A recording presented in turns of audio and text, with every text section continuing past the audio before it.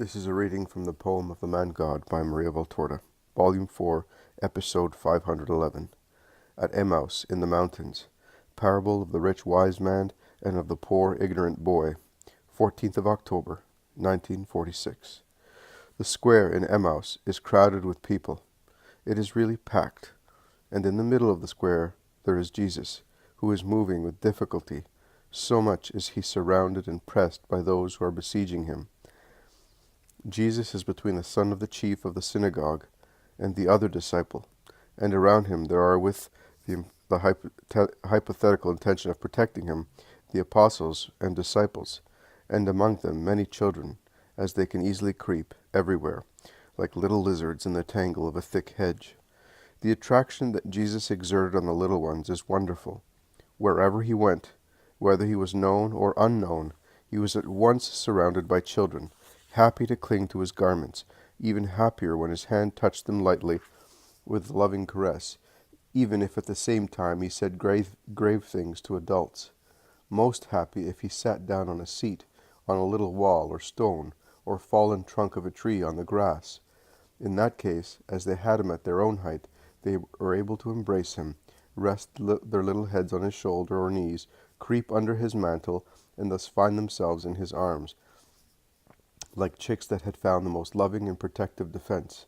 And Jesus always defends them from the arrogance of adults, from their imperfect respect for him, as although imperfect for so many graver reasons, it pretended to be zealous by driving away the little ones from the Master. Even now the usual sentence of Jesus can be heard in defense of his little friends: "Leave them alone. Oh, they do not disturb me.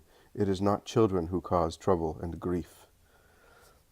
Jesus bends over them with a bright smile that makes him young, so that he looks almost like their older brother, a kind accomplice in some of their innocent amusements, and he whispers, "Be good and quiet, so they will not send you away, and we shall be able to be together a little longer." "And will you tell us a nice parable?" asks the boldest one. "Yes, one, all for you. Then I will speak to your relatives. Listen, everybody. What is useful to the little ones is useful also to men. A man one day was summoned by a great king, who said to him, 'I have heard that you deserve a prize because you are wise and you honor your town with your work and your science. Now I will not give you this or that thing, but I will take you into the hall of my treasures, and you will choose what you like, and I will give it to you.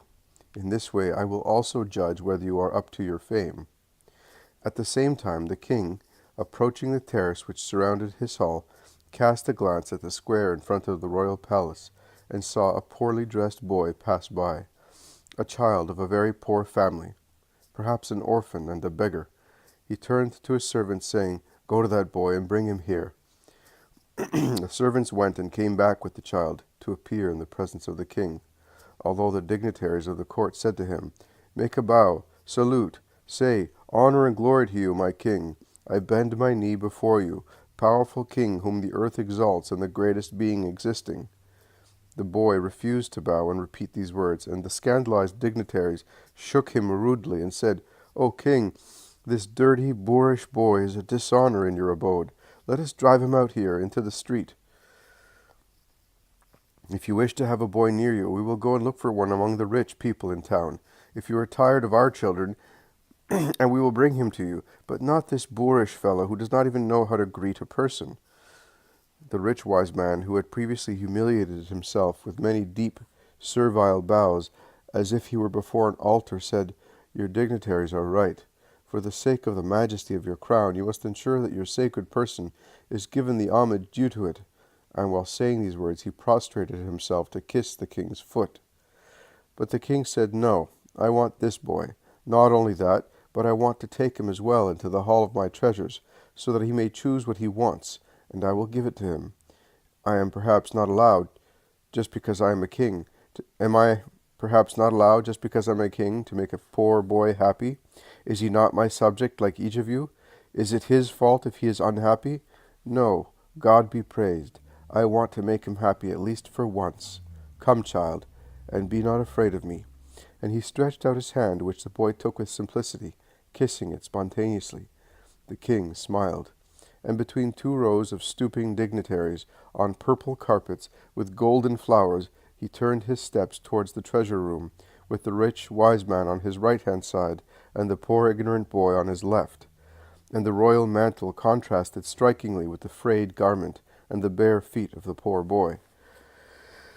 They went into the treasure room, the door of which was opened by two great men of the court.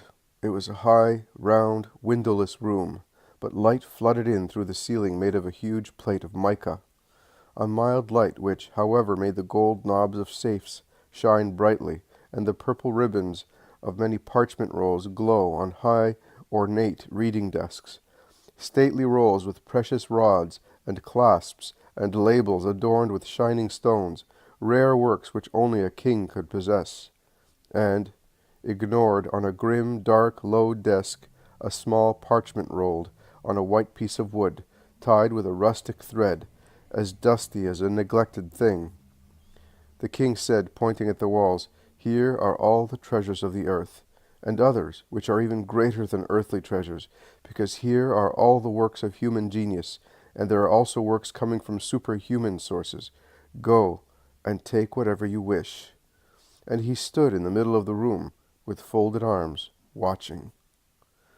The rich wise man went first towards the safes and lifted their covers with more and more feverish anxiety. Gold bars and jewels, silver, pearls, sapphires, rubies, emeralds, opals were shining in all the coffers. Cries of admiration were heard as each one was opened. He then went to the reading desks, and when reading the titles his lips uttered new cries of admiration, and at last the man, highly enthusiastic, turned to the king and said, "You have incomparable treasure. The stones equal the value of the rolls, and the rolls of the stones. Can I really make my choice freely?" "I told you, as if everything belonged to you." The man threw himself with his face on the ground, saying, "I worship you, O great king."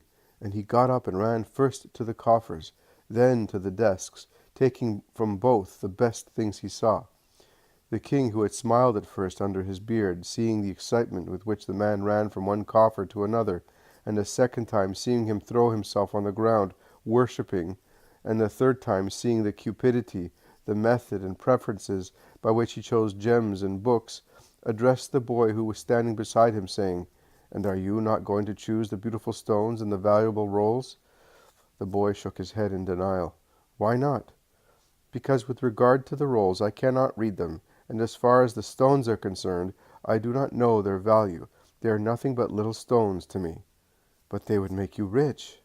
"I have no father, no mother, no brother. Of what avail would it be to me to go to my shelter with a treasure in my bosom?" "But you would be able to buy a house with it." "I would still be alone in it." "You could buy clothes."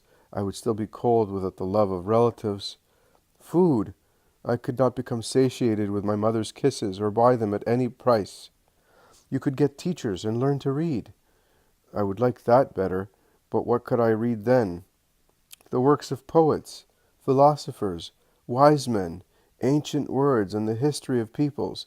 "Useless things, either vain or past, not worth it." "What a silly child!" exclaimed the man, whose arms by now were full of rolls, and his belt and tunic round his chest were swollen with gems. The king smiled once again under his beard, and taking the boy in his arms he carried him to the coffers, where he dipped his hand into the pearls, the rubies, the topazes, the amethysts, letting them drop like sparkling rain, tempting the boy to take some. "No, king, I do not want any. I would like something else."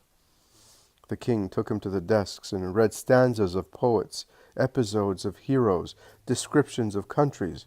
"Oh, it is beautiful to read, but that is not what I would like." "What then? Tell me, and I will give it to you, my boy." "Oh, I don't think you can, O king, notwithstanding your power. It is not a thing of this world." "Ah, you do not want works of the earth. Here, then, here are the works which God dictated to his servants. Listen." And he read some of the inspired pages. "That is much more beautiful, but to understand it properly one must first know God's language well. Is there no book which teaches that, and that can make us understand what is God?" The king was quite astonished, and did not laugh any more, but he pressed the boy to his heart. The man instead laughed derisively, saying, "Not even the wisest men know what God is, and you, an ignorant boy, want to know? if you want to become rich by that." The king looked at him sternly, while the little fellow replied, "I do not seek riches. I am seeking love, and one day I was told that God is love." The king took him to the grim desk where the little dusty roll tied with a string was. He picked it up, unrolled it, and read the first lines.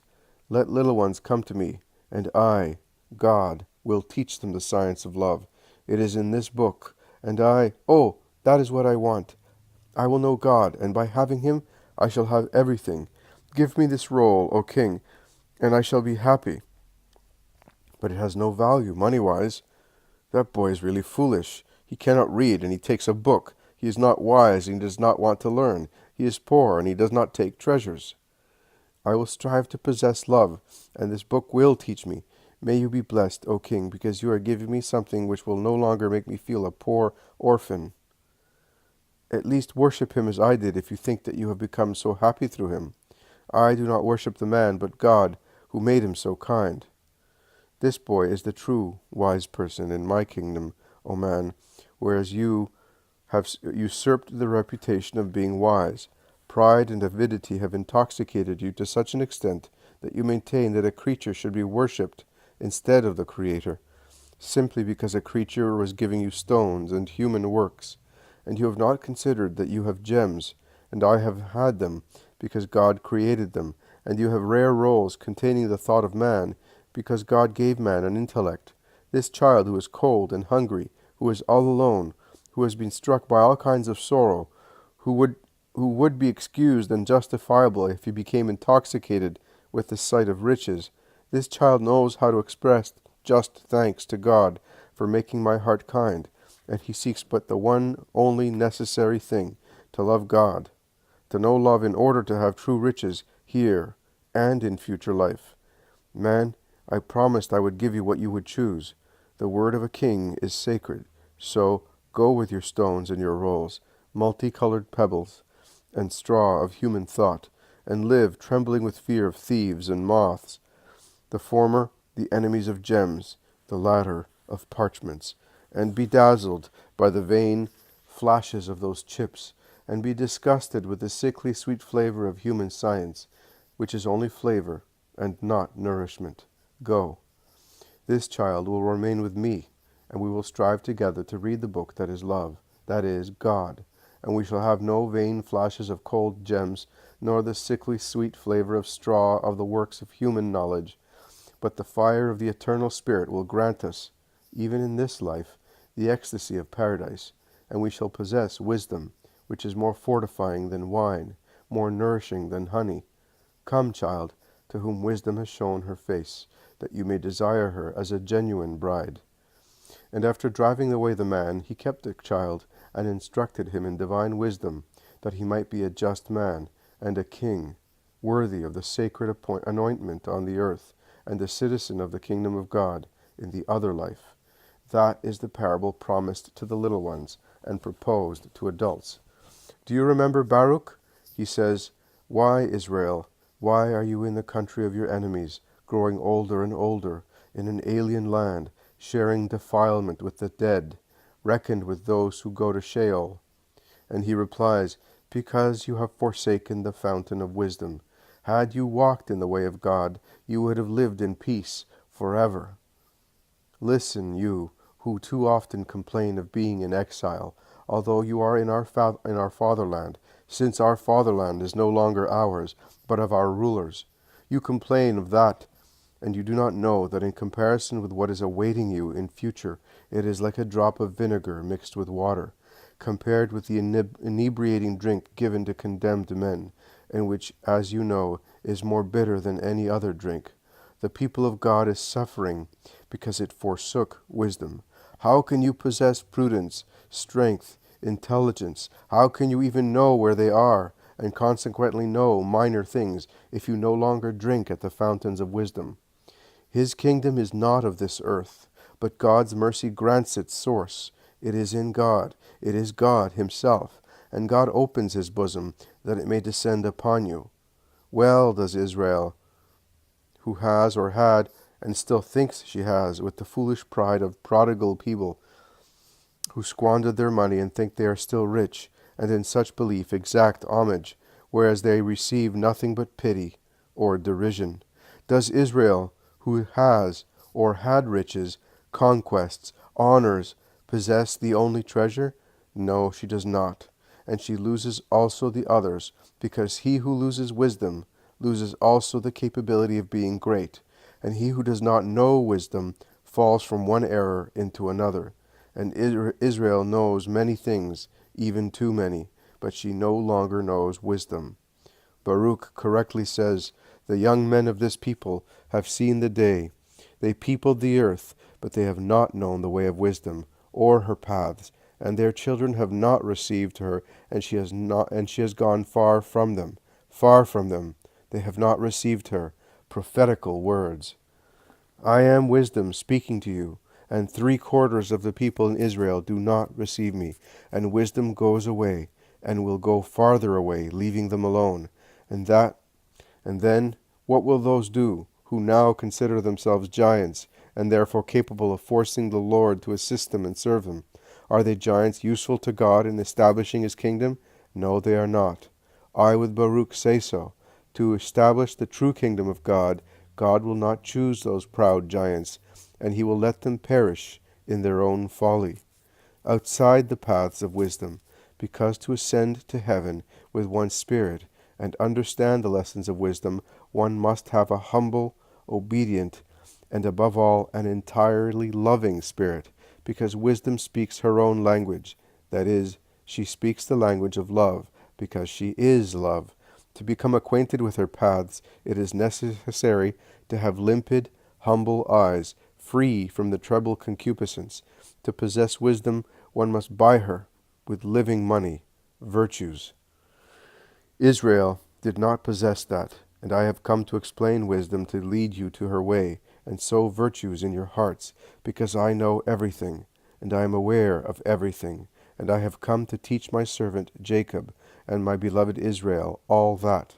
I have come to the earth to converse with men, I, the word of the Father, to take the children of men by the hand, I, the Son of God and of man, I, the way of life. I have come to show you into the room of eternal treasures, I, to whom everything was given by my Father.